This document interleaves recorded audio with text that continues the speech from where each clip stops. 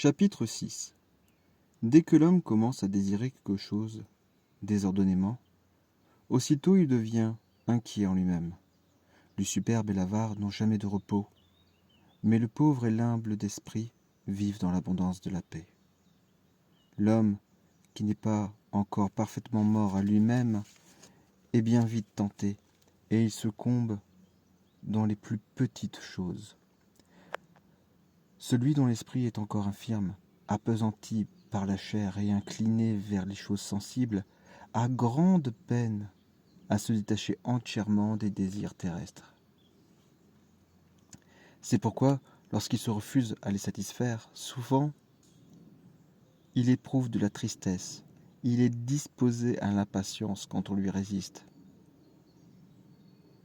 Que s'il a obtenu ce qu'il convoitait, aussitôt le remords de la conscience pèse sur lui, parce qu'il a suivi sa passion, qui ne sert de rien pour la paix qu'il recherchait. C'est en résistant aux passions, et non en leur cédant, qu'on trouve la paix du cœur. Point de paix donc dans le cœur de l'homme charnel, de l'homme livré aux choses extérieures, la paix et le partage de l'homme fervent et spirituel. Réflexion. Un joug pesant accable les enfants d'Adam.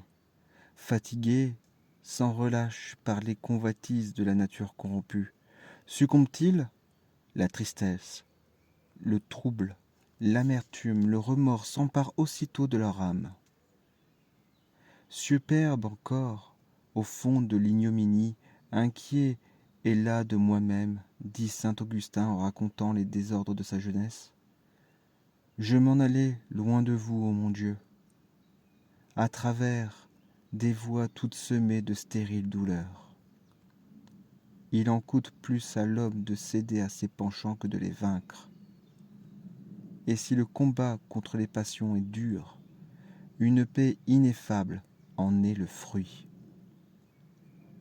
Appelons le Seigneur à notre aide dans ce saint combat. N'en craignons point le travail, il sera court, aujourd'hui, demain, et puis le repos éternel.